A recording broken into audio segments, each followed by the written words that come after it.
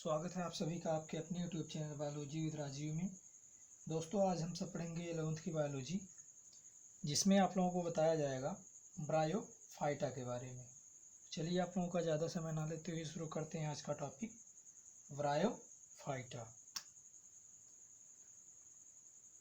आज का टॉपिक है ब्रायोफाइटा।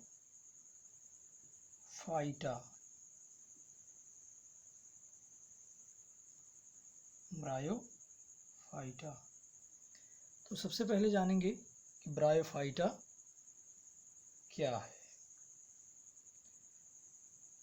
यदि ब्रायोफाइटा की बात करें तो यह एम्ब्रियोफाइटा का सबसे साधारण समूह है, यानी यह एम्ब्रियोफाइटा का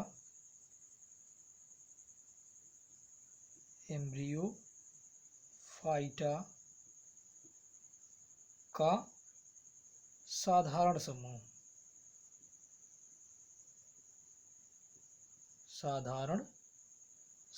है। उसके बाद आगे बात कर लेते हैं कि ब्रायोफाइटा के अंतर्गत कौन कौन से पादप आते हैं। तो यदि ब्रायोफाइटा की बात करें तो इसके अंतर्गत मुख्यतः भ्रूण बनाने वाले पौधे आते हैं। भ्रूण बनाने वाले पौधे, यानी ब्रायोफाइटा के अंतर्गत भ्रूण बनाने वाले पौधे आते हैं। यदि इसमें जातियों और वंशों की संख्या की बात की जाए तो इसमें मुख्यतः जो वंश हैं वो 840 वंश आते हैं, और वहीं अगर जातियों की बात किया जाए, जातियों की अगर बात करें तो इसमें लगभग 23,500 जातियां हैं। 23,500 जातियां हैं। उसके बाद यदि इसके कोशिकीय संरचना की बात करें, यानी कोशिकीय संरचना, यदि इसकी कोशिकीय संरचना की बात करें तो ये बहुकोशिकीय होते हैं। बहुकोशिकीय होते हैं। उसके बाद आगे बढ़ते हैं। यदि ब्रायोफाइटा की बात की जाए तो इसे एक और अन्य नाम से जानते हैं, यानी अन्य नाम इसका है वनस्पत जगत के एम्फीबियंस। वनस्पति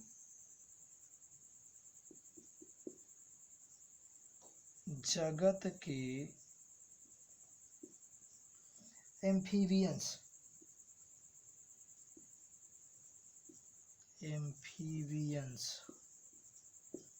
यानी ब्रायोफाइटा को वनस्पत जगत का एम्फीबियंस भी कहा जाता है। उसके बाद यदि बात करें कि भारतीय ब्रायोफाइटा विज्ञान के जनक कौन हैं, यानी अगले नंबर पे भारतीय ब्रायोफाइटा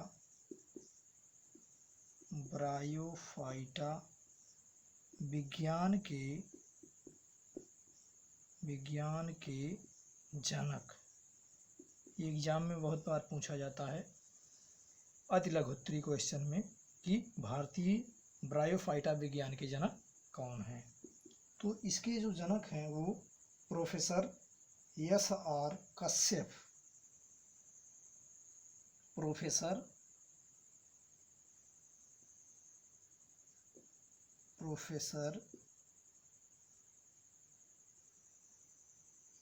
S.R. कश्यप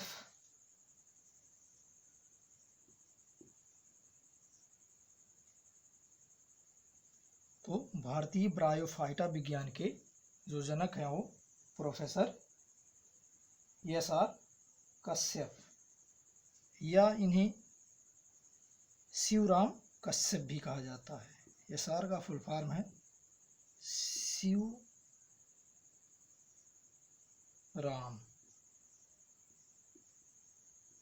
शिवराम कश्यप। तो इस प्रकार ब्रायोफाइटा को एम्ब्रियोफाइटा का साधारण समूह कहा जाता है। इसमें कौन से पादप आते हैं? भ्रूण बनाने वाले। इसमें वंशों की जो संख्या 840 है, जातियों की संख्या 23,500 लगभग। यदि कोशिकीय संरचना की बात करें तो इसमें बहुकोशिकीय हैं। और ब्रायोफाइटा को एक अन्य नाम से जाना जाता है जिसे वनस्पति जगत का एम्फीबियंस कहा जाता है। भारतीय ब्रायोफाइटा के विज्ञान के जो जनक हैं वो प्रोफेसर एस.आर. कश्यप, या इन्हें कहा जाता है शिवराम कश्यप। चलिए आगे बढ़ते हैं। इसके बाद देखेंगे ब्रायोफाइटा के सामान्य लक्षण।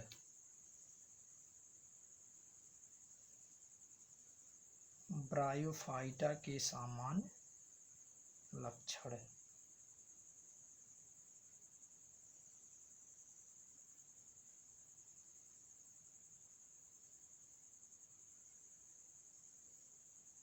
चलिए ब्रायोफाइटा के सामान्य लक्षण देख लेते हैं। ब्रायोफाइटा का सामान्य लक्षण। ब्रायोफाइटा का सामान्य लक्षण क्या है, इसको पॉइंट वाइज देखेंगे। पहला पॉइंट है, पहले पॉइंट पे रख सकते हैं, ये प्रायः नम स्थानों में पाए जाते हैं। ये प्रायः नम स्थानों में पाए जाते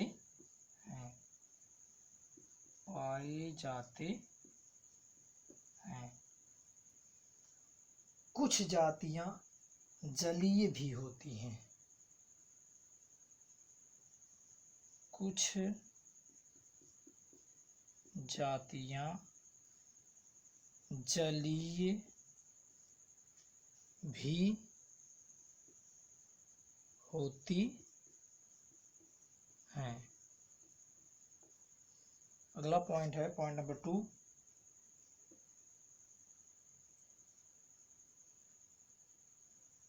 इसका मुख्य पौधा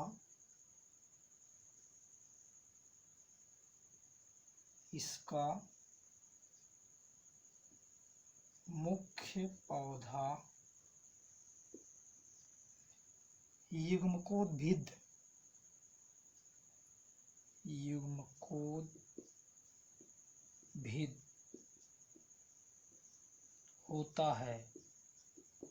होता है। यानी इसका मुख्य जो पौधा होता है वो युग्मकोद्भिद होता है। अगला देखेंगे 3 पे आता है कि सभी पौधों में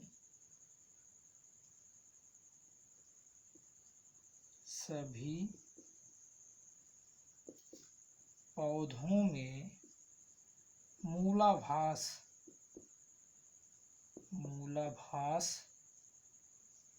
होता है जो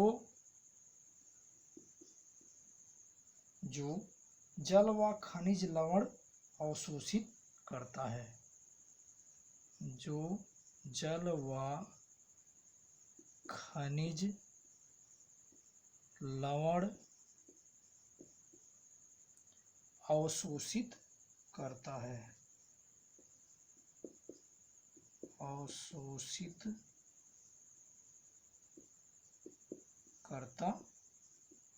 है। अगले नंबर की बात करें, पॉइंट नंबर 4 है। पॉइंट नंबर 4, इसमें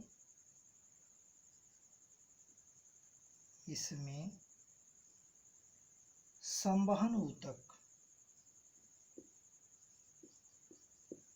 संवहन ऊतक, जाइलम व फ्लोएम, फ्लोएम नहीं पाया जाता, नहीं पाया जाता है। अगले नंबर की यदि बात करें 5 पे, 5 की यदि बात करें तो क्लोरोफिल के कारण, क्लोरोफिल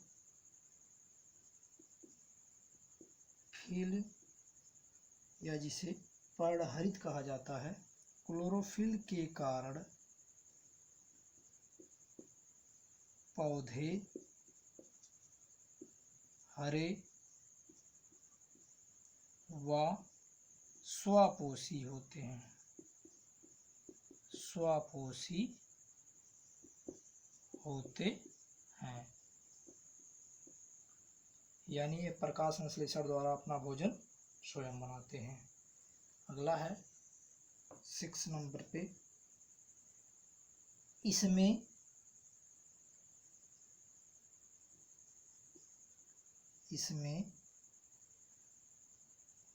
कायिक जनन,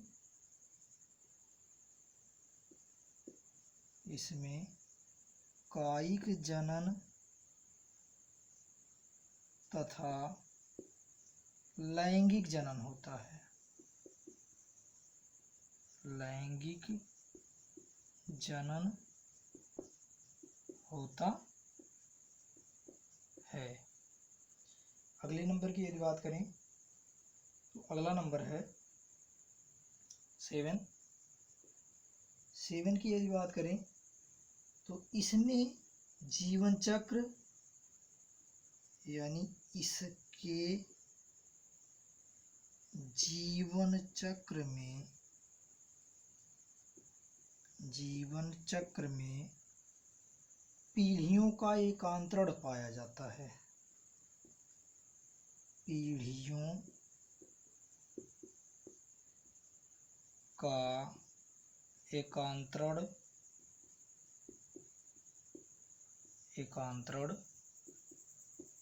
पाया जाता है। तो इस प्रकार ये ब्रायोफाइटा का सामान्य लक्षण हो गया। इसके बाद आगे बढ़ते हैं। आगे हम लोग देखेंगे ब्रायोफाइटा का वर्गीकरण। ब्रायोफाइटा का वर्गीकरण, चलिए देखते हैं ब्रायोफाइटा का वर्गीकरण।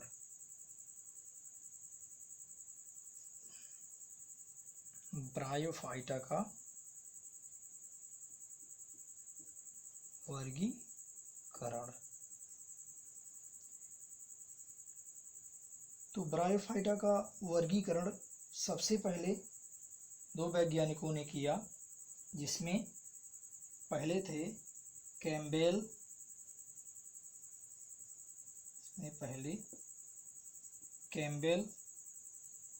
इन्होंने जो वर्गीकरण किया 1940 में,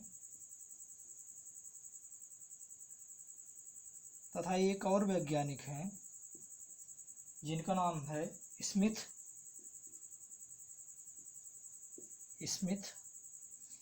इन्होंने ब्रायोफाइटा को 3 वर्गों में बांटा। कब? 1955 में, यानी कैम्पबेल ने 1940 में तथा स्मिथ ने 1955 में ब्रायोफाइटा को 3 वर्गों में बांटा। कितने वर्गों में? 3 वर्गों में डिवाइड किया, जिसमें पहला था हिपेटेसी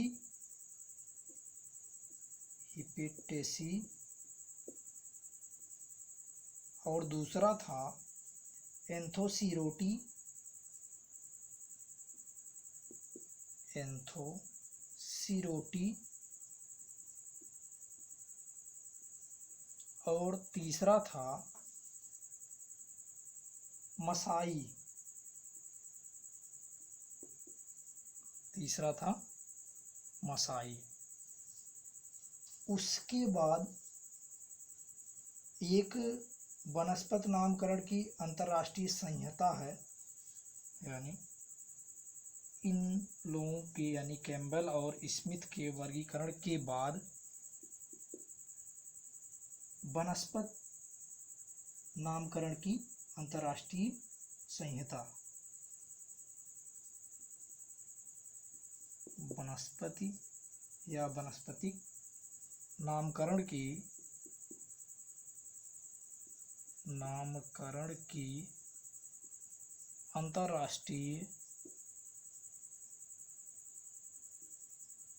अंतर्राष्ट्रीय संहिता।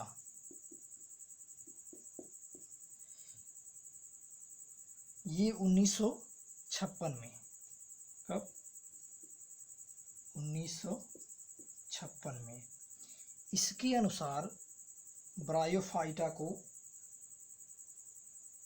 3 भागों में डिवाइड किया गया, यानी 3 वर्गों में डिवाइड किया गया। जैसे ब्रायोफाइटा को 3 वर्गों में डिवाइड किया गया,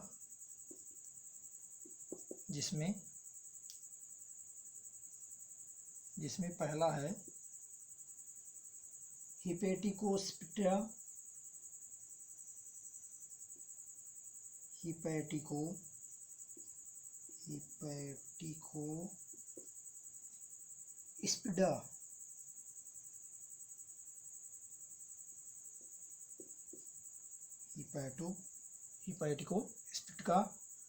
उसके बाद दूसरा जो है वो एंथोसीरोटोस्पिडा, एंथोसीरोटोस्पिडा, और तीसरा है ब्रायोस्पिडा,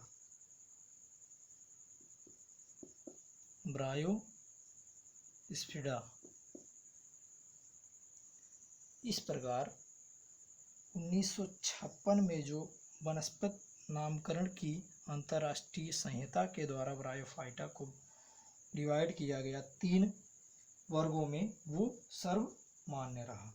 तो चलिए एक एक का एक्सप्लेनेशन देखते हैं। तो सबसे पहले देखेंगे हिपेटिकोस्पिडा का, इसका सामान्य लक्षण।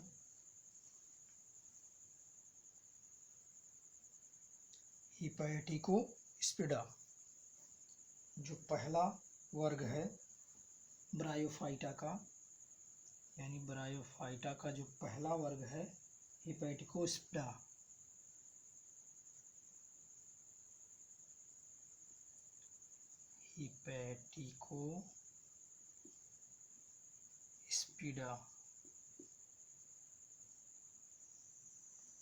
ये पहला संघ है। चलिए सबसे पहले इसका ये जानेंगे कि इसके अंतर्गत कौन से पौधे आते हैं। तो यदि हिपेटिकोस्पिडा की बात करें तो इसके अंतर्गत मुख्यतः लीवरवर्ट्स आते हैं, यानी कौन से पौधे? लीवरवर्ट्स पौधे, लीवरवर्ट्स पौधे। तो इसके अंतर्गत लीवरवर्ट्स पौधे आते हैं। अब इसका सामान्य लक्षण देखेंगे।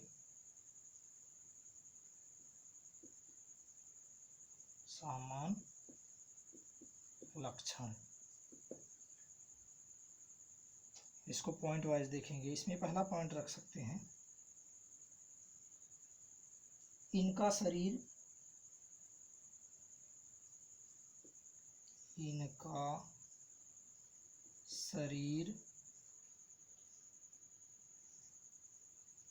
हरा चपटा, हरा, चपटा, द्विपृष्ठधारी, द्विपृष्ठधारी,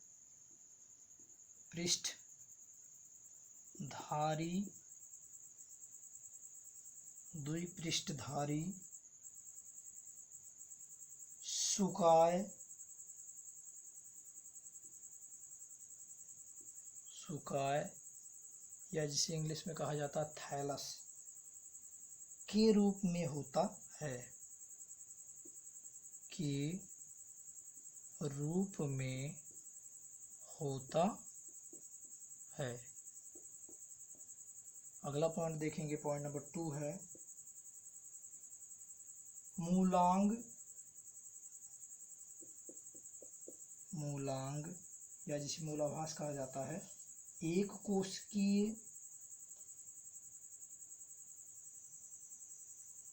एक कोशिकीय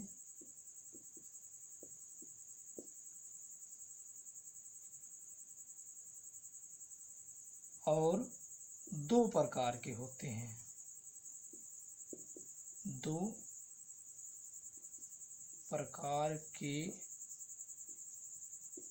होते हैं, जिसमें पहला प्रकार है नंबर 1 सपाट भित्ति वाले,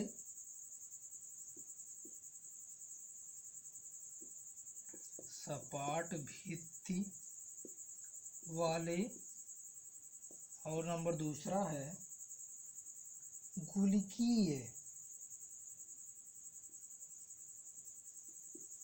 गुलिकीय। इस प्रकार के 2 मूलांग पाए जाते हैं। उसके बाद तीसरे कैरेक्टर की यदि बात करें, तीसरे कैरेक्टर पे आता है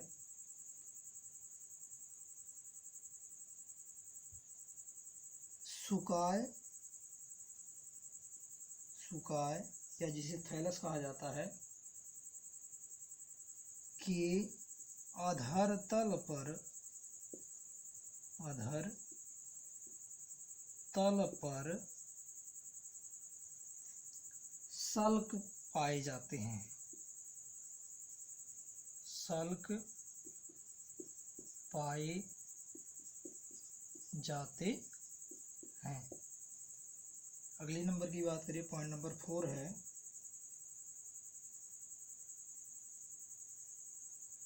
इनमें, इनमें बीजाणुभिद अवस्था, बीजाणुभिद अवस्था बहुत साधारण होती है, बहुत साधारण होती है। अगले नंबर की बात करें, पॉइंट नंबर 5 है यह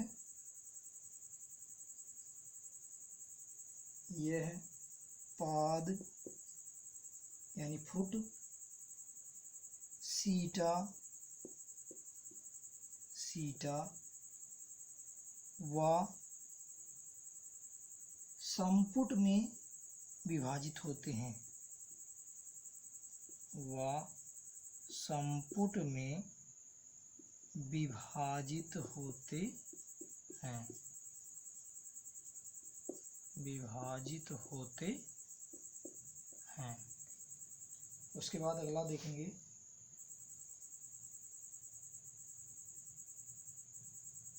सिक्स पे रख सकते हैं, प्रत्येक कोशिका में,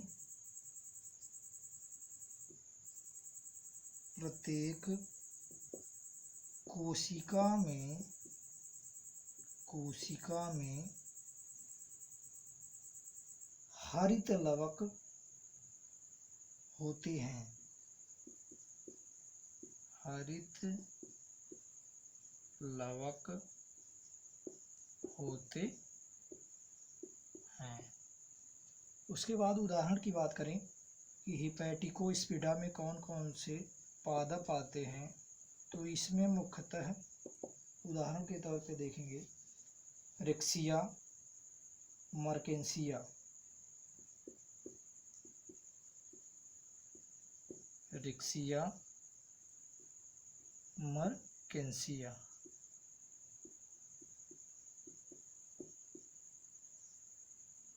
यानी हिपैटिकोस्पिडा के अंतर्गत रिक्सिया और मर्केंसिया आते हैं। उसके बाद आगे बढ़ते हैं। अगले नंबर पे आता है दूसरा संघ।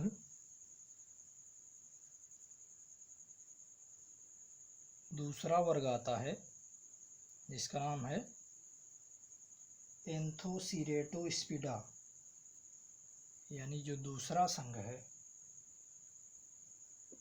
दूसरा वर्ग है एंथोसीरेटोस्पिडा। एंथोसीरोटोस्पिडा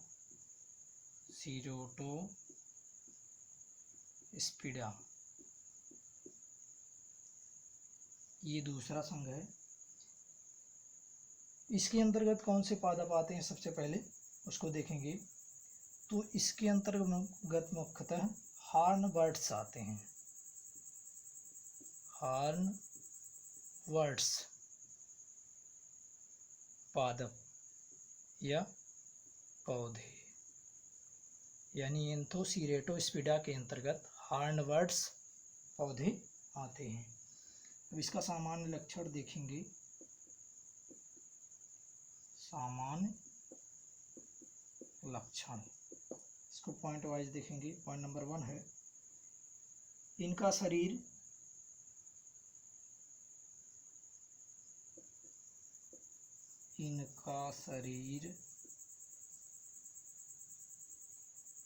हरा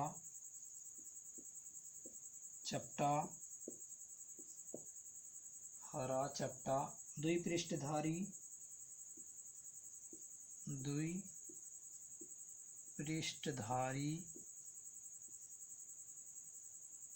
सुकाय के रूप में होता है, यानी जैसे हिपैटिकोस्पिडा में था वैसे सेम इसमें भी है। सुकाय के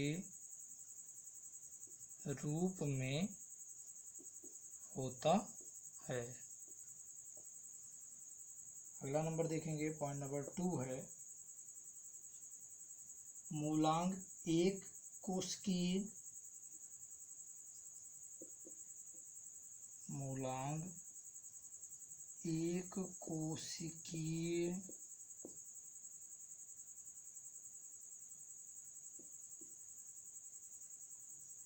कोशिकीय तथा सपाट भित्ति वाले होते हैं।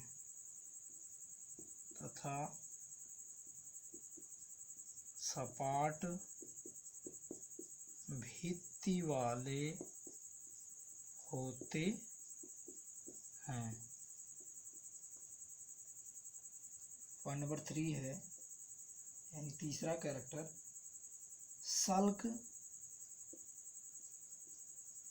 सल्क अनुपस्थित होते हैं।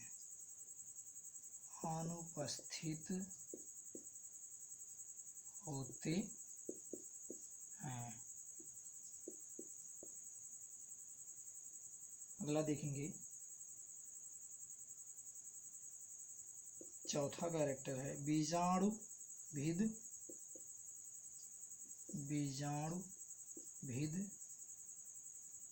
अवस्था में एक पाद यानी फुट होता है।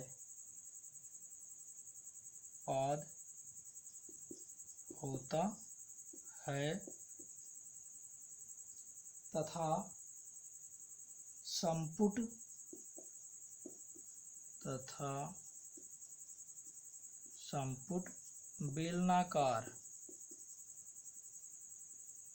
संपुट बेलनाकार व लंबा होता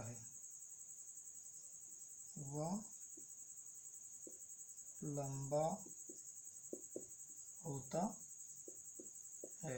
पांचवा कैरेक्टर देखेंगे। पांचवा है प्रत्येक कोशिका में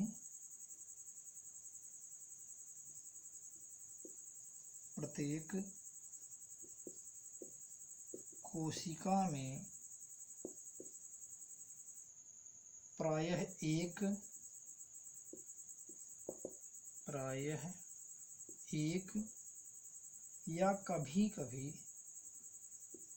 या कभी-कभी दो हरित लवक होते हैं। दो हरित लवक होते हैं। इसके अंतर्गत यदि उदाहरण की बात करें तो इसमें मुख्यतः आते हैं एंथोसीरोस,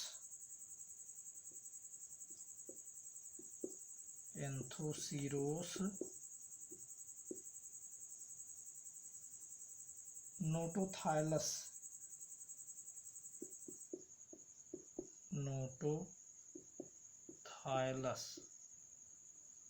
आते हैं। उसके बाद तीसरे वर्ग की बात करेंगे कि तीसरा जो वर्ग है ब्रायोफाइटा का, ब्रायोस्फिडा, उसमें कौन से पादप आते हैं और उसका सामान्य लक्षण क्या है। चलिए तीसरा जो ब्रायोफाइटा का वर्ग है ब्रायोस्फिडा,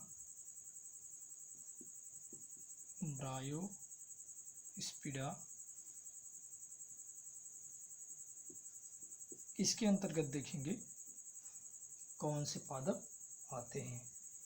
तो इसके अंतर्गत मुख्यतः मांस आता है, मांस पौधे।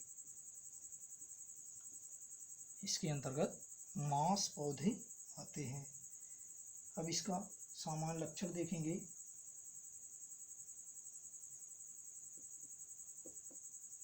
सामान्य लक्षण इसमें पहला पॉइंट रख सकते हैं कि इसका शरीर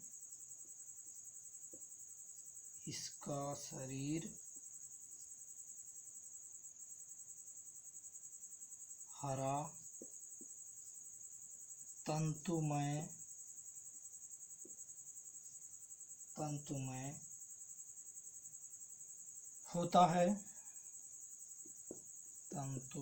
होता है, जो बीजाणु के अंकुरण से बनता है।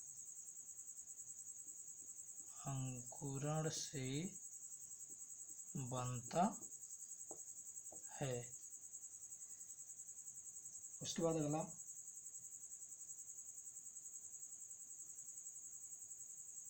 दूसरा पॉइंट रख सकते हैं, ये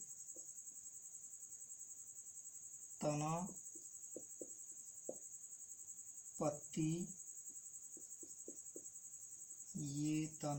पत्ती व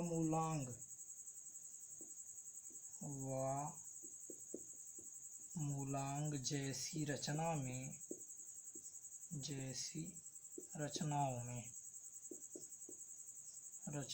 में विभाजित होता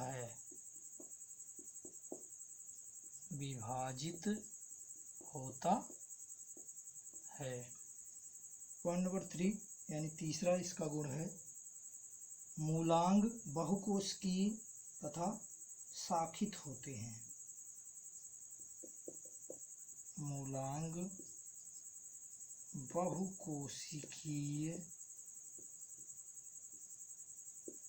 तथा शाखित होते हैं।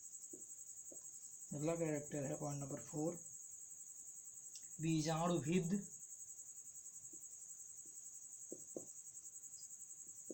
बीजाणुभिद अवस्था 3 भागों में बटी होती है। बीजाणुभिद अवस्था 3 भागों में बटी होती है, जिसमें पहला है पाद, दूसरा है सीटा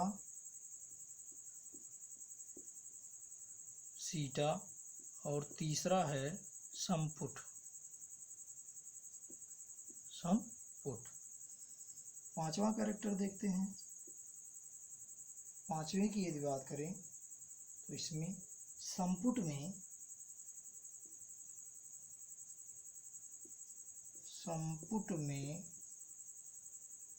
काल्यूमेला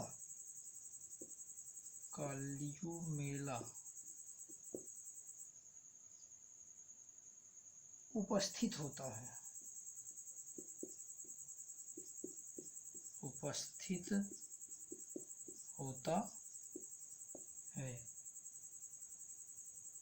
उसके बाद यदि उदाहरण की बात किया जाए तो इसके अंतर्गत मुख्यतः फ्यूनेरिया,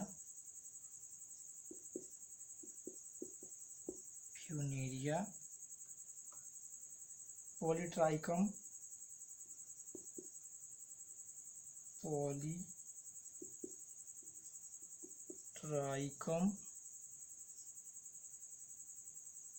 स्फेगनम आते हैं। यानी ब्रायोस्फिडा के अंतर्गत फ्यूनेरिया, पॉलीट्राइकम और स्फेगनम आते हैं। चलिए आगे बढ़ते हैं। इसके बाद देखेंगे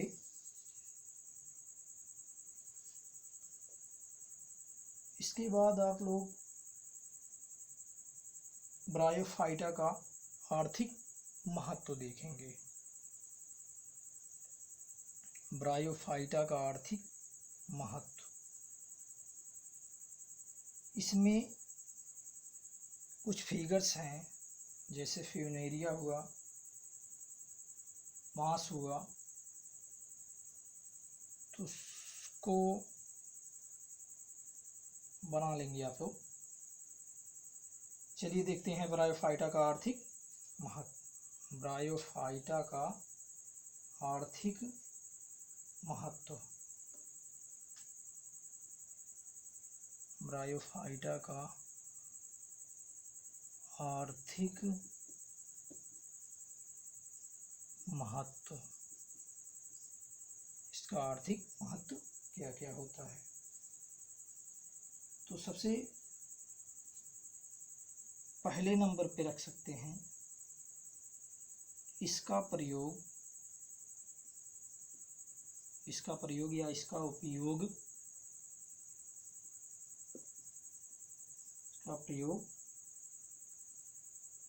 ईंधन के रूप में किया जाता है। ईंधन के रूप में किया जाता है, जैसे स्फेगनम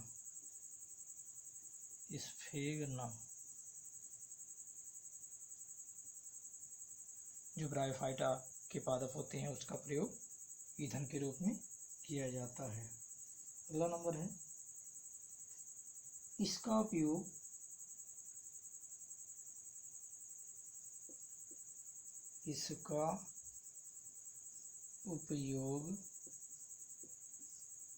भूमि को उपजाऊ बनाने के लिए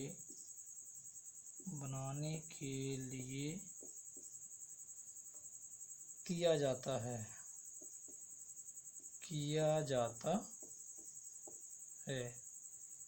तीसरा पॉइंट है, तीसरे पॉइंट के अंतर्गत रख सकते हैं कुछ ब्रायोफाइटा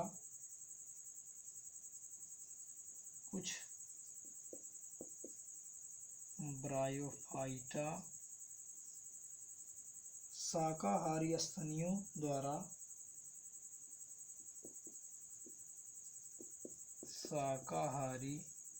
स्तनियों द्वारा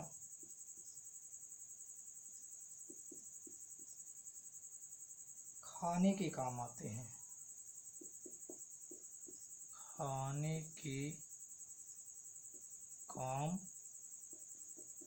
आते हैं। अगला पॉइंट है पॉइंट नंबर 4,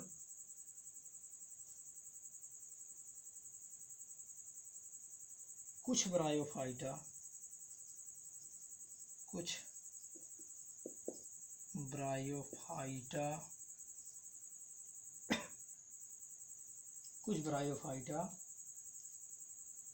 जंतुओं के नीचे बिछाने के काम आते हैं, जंतुओं के नीचे बिछाने के काम आते हैं, जैसे स्फेगनम।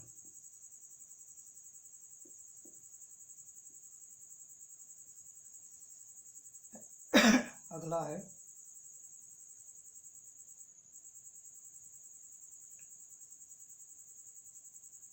अगले नंबर पे रख सकते हैं पॉइंट नंबर 5 है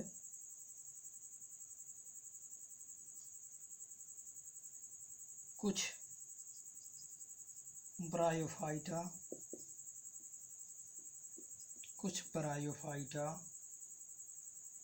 जल अवशोषण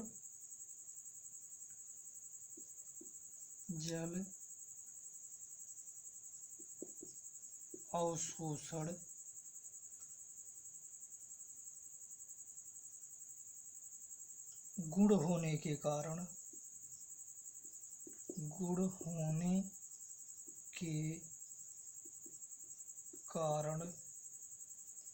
उद्यान विज्ञान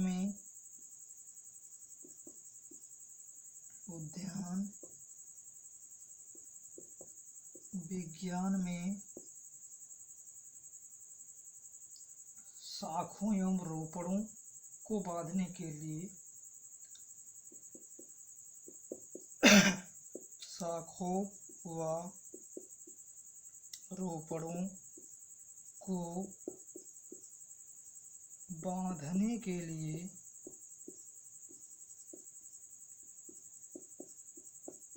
काम आते हैं,